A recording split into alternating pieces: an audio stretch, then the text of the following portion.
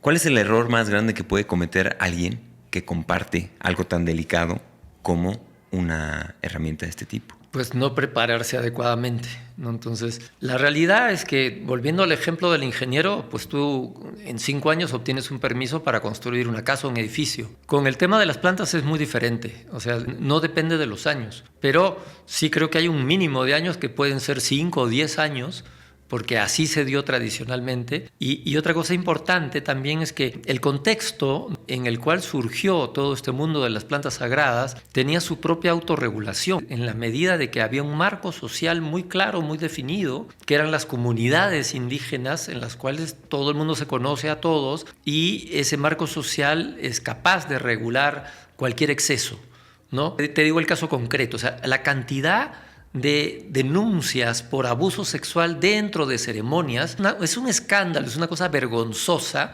una contradicción pero brutal con lo que se pretende que sean las plantas sagradas. Entonces, imagínate la cantidad de personas que sí tienen denuncias en muchísimos países, que son reconocidos líderes de guías de ceremonia, pero que sin embargo nunca se ha podido como encontrar un mecanismo, ¿no?, de censura, de denuncia a estas personas. Simplemente, como sabes, pues las víctimas son las que menos denuncian, y te encuentras con un problema gravísimo, ¿no?, que es que una persona que no se ha preparado no tiene la capacidad de respetar adecuadamente los espacios.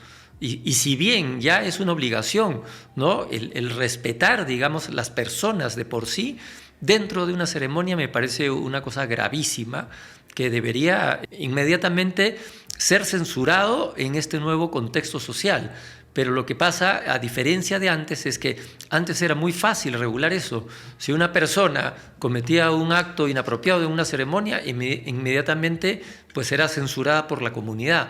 Ahora nadie se entera. O sea, la ventaja del anonimato que te da la sociedad, vivir en una ciudad de 25 millones, o sea, acá nadie es nadie, o sea, simplemente te puedes cruzar con un tipo que tiene 1,000 pesos en el bolsillo con otro que tiene 1,000,000. No hay esos canales de regulación social. Total. ¿No?, que pueden validar o suprimir, digamos, a ciertas conductas que están atentando contra la sociedad.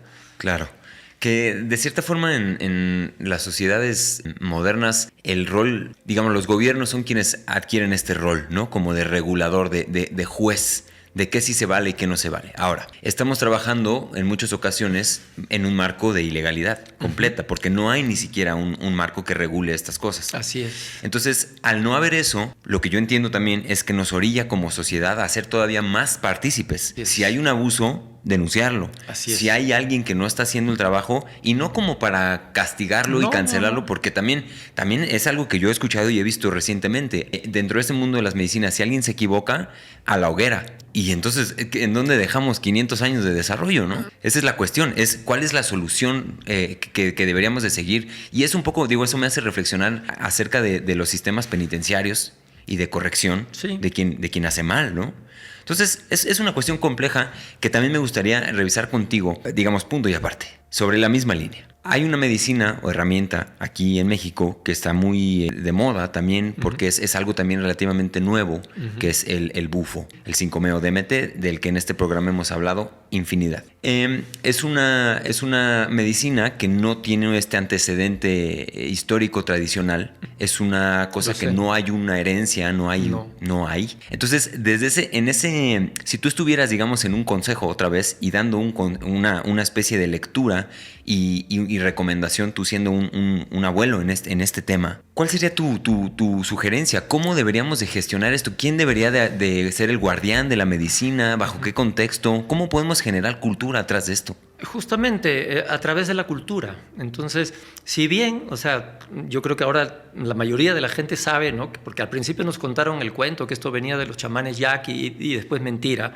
Se descubrió que es un descubrimiento nuevo, me parece importante, muy eficiente, pero ante esa pregunta, lo que yo haría es simplemente ver mi referente cultural, ¿no? O sea, ¿cómo funciona, por ejemplo, este sistema en la Amazonía? Entonces, si bien, digamos, el ayahuasca es la planta más popular, hay 50 plantas enteógenas en la Amazonía, con efectos psicoactivos, más o menos, pero algo que tienen, digamos, muy claro es que uno empieza en una especie de carrera profesional en la que te vas preparando y asumiendo responsabilidades de menos a más, ¿no? Entonces, primero empiezas, digamos, tomando ayahuasca, vas dietando, porque importante saber que esto se trata del entrenamiento y la salud del sistema nervioso, ¿ya? El poder resistir, digamos, toda la energía de las plantas sagradas se plantea como un camino en el que vas haciendo cada vez más fuerte tu sistema nervioso para poder ser solvente dentro de estas condiciones, ¿ya? Entonces tú empiezas tomando plantas relativamente no tan complicadas como puede ser la ayahuasca, y en el mundo amazónico, por ejemplo, hay otras plantas que son mucho más difíciles de manejar, que necesitan dietas más largas, condiciones más severas, no puedes ver a gente, ¿no? Porque tu sistema nervioso puede sufrir una sobrecarga y crear daño permanente, ¿ya? Entonces, ¿qué sucede? Que existen sustancias como el toé, ¿no? Que es un tipo de datura, una datura que también acá en México no todo el mundo lo maneja, no todo el mundo lo conoce, no todos los curanderos en Perú, por ejemplo, toman toé, sino que es algo que se guarda para una cosa muy puntual, muy sagrada, de muy alto nivel. Entonces, cuando ya tienes una persona recorrida, que has tomado decenas de plantas, ya puedes acceder a otro nivel de planta y salir ganando conocimiento y quedar, digamos, en buenas condiciones, ¿no? Caso contrario, digamos, en los últimos 5 años que vengo a México, he tenido que dar ayuda, soporte emocional a una cantidad de personas al borde del suicidio, que se han quedado a veces más de un año totalmente atoradas, atrapadas, solo por una absurda ceremonia de bufo. Porque yo, si bien no he probado bufo, sí he probado DMT aislado, que viene también de la raíz de la ayahuasca, y me han dicho, los que se han probado los dos, es que es lo mismo, ¿no? Al final es DMT fumado. Entonces, lo que yo experimenté, evidentemente, es algo que no tiene nada que ver con ayahuasca. Es una desconexión absoluta con todo lo que conoces. Entras en otro mundo, en otro espacio, otras dimensiones, pero, digamos, yo ya tenía 40 años de camino y estaba bastante sólido como para poder resistir una experiencia de este tipo. Hay gente que nunca en su vida han tomado ayahuasca y por primera vez se encuentran con un pirata en el camino que le dice, no, si esto es así nomás, dura 15 minutos, ¿no? Y ¡pum!, ¿no? Caen en la tontería. Y claro, también conozco mucha gente que le ha ido muy, muy bien, o sea, puede ser que sea el 80, el 90%, pero ¿qué pasa realmente con ese 1 o 2% que acaba mal, que incluso se suicida?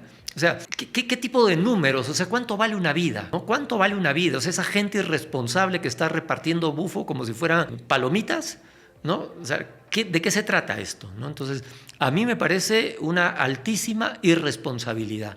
Ok. ¿No? En ese sentido, y para ser breves, ¿tu recomendación sería frenar un poco?